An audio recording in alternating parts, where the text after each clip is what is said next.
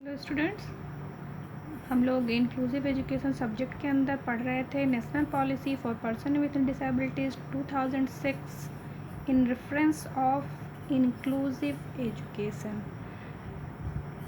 हमारा subject inclusive education है, तो जाहिर सी बात है कि हम जो भी टॉपिक पढ़ रहे हैं वो उसी के संदर्भ में पढ़ रहे हैं। हमने पिछले वीडियो में ये टॉपिक पढ़ा था, national policy for persons with disabilities 2006।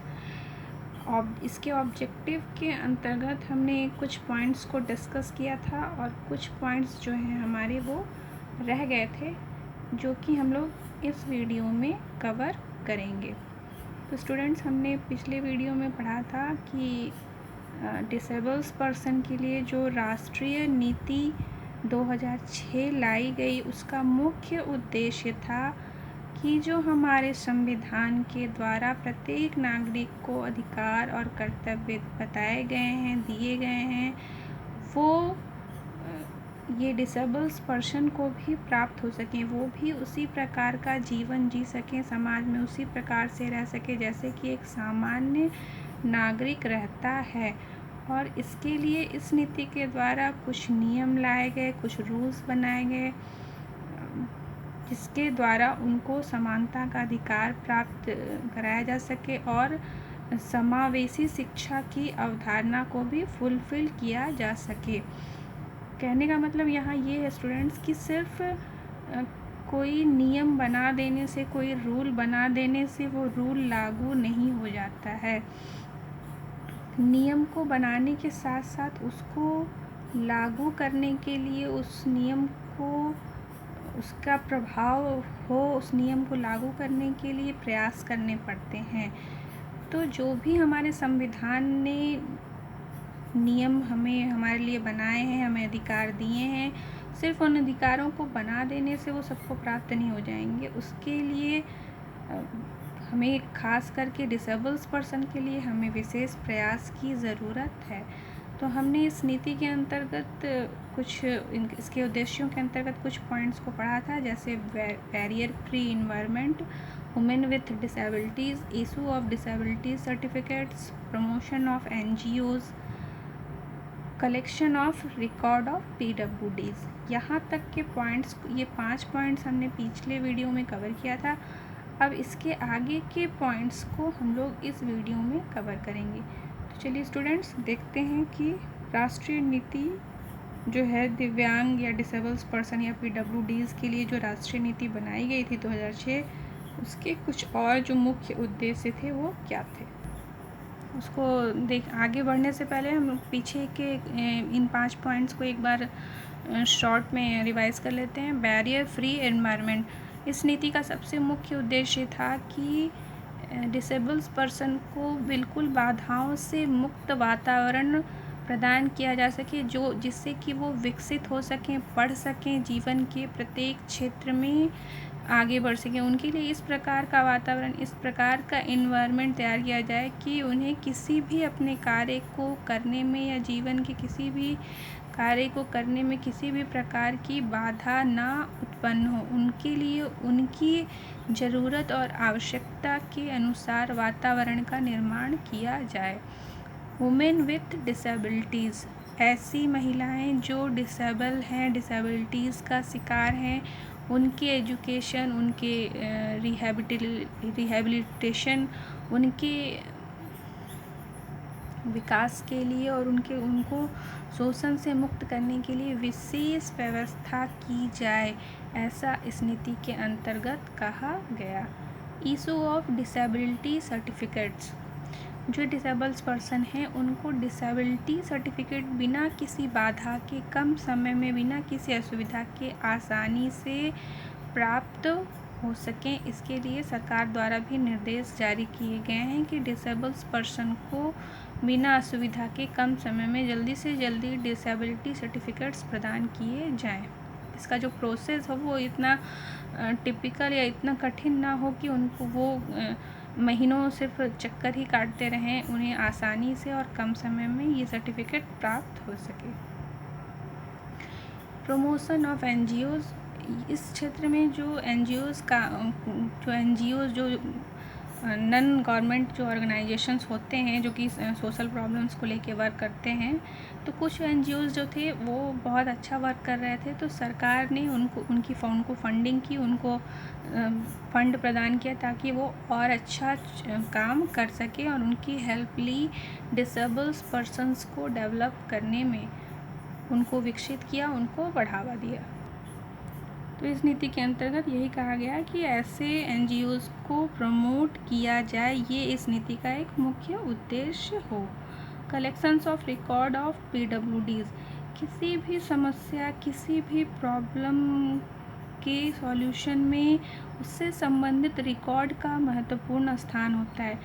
तो ये भी एक मुख्य उद्देश्य था कि पीडब्ल्यूडी से रिलेटेड, उनके संख्या से रिलेटेड, उनकी प्रॉब्लम से रिलेटेड जो रिकॉर्ड्स हैं वो प्रॉपर वे में हो। इसके लिए 2 संस्थाएं या 2 ऑर्गेनाइजेशन, नेशनल सैम्पल सर्वे जो कि 1981 से इनसे रिलेटेड रिकॉर्ड्स को कलेक्ट कर रही है, और नेशनल सेंसस ऑर्गेनाइजेशन ये भी 2001 से इस क्षेत्र में कार्य कर रही है। इन दोनों के द्वारा कलेक्ट किए गए रिकॉर्ड्स को कंपेयर करके एक पर्टिकुलर रिपोर्ट बनाई जाती है पीडब्ल्यूडीज़ के संबंध में।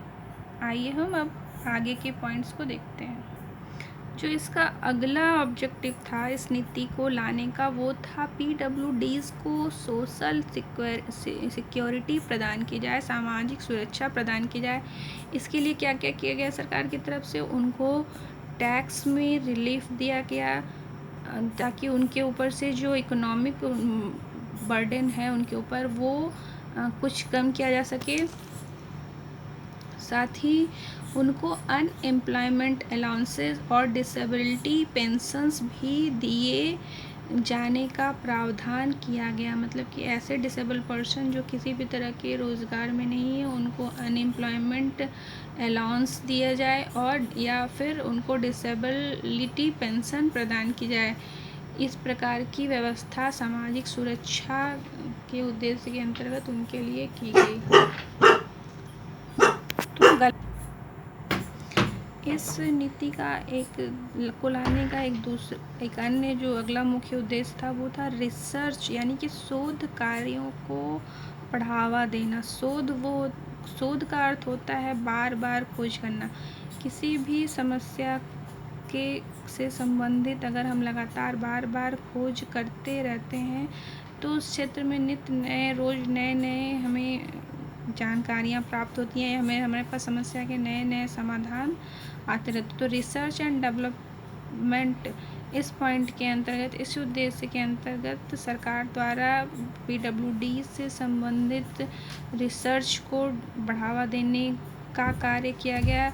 उनके लिए नई ऐसे इंस्ट्रूमेंट जो कि उनके जीवन को और आसान बना सकें, इसका प्रयास किया गया। हो सकता है स्टूडेंट्स के आने वाले समय में उनके लिए इतने इजी इंस्ट्रूमेंट्स बनकर तैयार हो जाएं कि उनकी लाइफ अभी से या पहले से और भी ज़्यादा बेटर हो जाए और इजी हो जाए। नेक्स्ट पॉइंट है cultural involvement of children with Sen.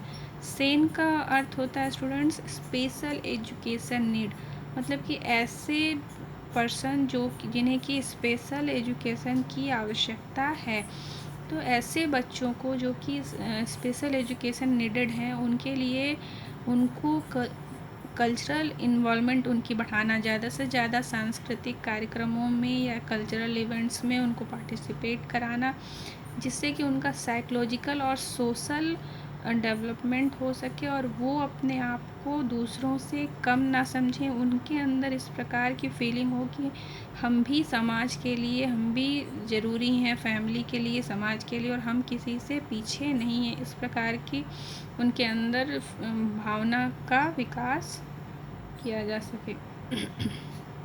Next point है amendments of the existing with the children with disabilities. ऐसे बच्चों या ऐसे डिसेबल्स पर्सन के लिए जो भी नीतियाँ समय समय पर आई हैं उनमें लगातार निरंतर संशोधन होते रहे। मतलब कि उनकी ज़रूरत या सामाजिक ज़रूरत या परिवर्तन के हिसाब से, जो भी आने वाले समय के हिसाब से जो भी ज़रूरतें उनके लिए बने, उसके हिसाब से या जो भी आवश्यक समझा जाए, समय समय पर उन नीतियों में संशोधन किया जाए। ऐसा नहीं कि एक बार जो नीति बन गई उसी को ही हम हमेशा लागू करते रहें। आवश्यकता अनुसार उनमें समय समय पर उनका संशोधन भी किया जाए। नेक्स्ट पॉइंट है children with disabilities. Children with disability, ये जो नीति लाई गई डिसेबल्स पर्सन या PWDs के लिए, इसमें डिसेबल्स बच्चों पर विशेष ध्यान दिया गया, क्योंकि यही जो बच्चे हमारे हैं, यही आज जो बड़े हैं या जो बुज़ुर्ग हैं, वो तो जो उनके जीवन में प्रॉब्लम्स आई वो उसको फेस कर चुके हैं और अपने आधे जीवन को जी चुके हैं। लेकिन ये जो बच्चे हैं, ये इनका भी पूरा जीवन पड़ा है और यही आने वाले हमारे देश के, हमारे राष्ट्र का फ्यूचर भी इन्हीं से कहीं ना कहीं तय होता है।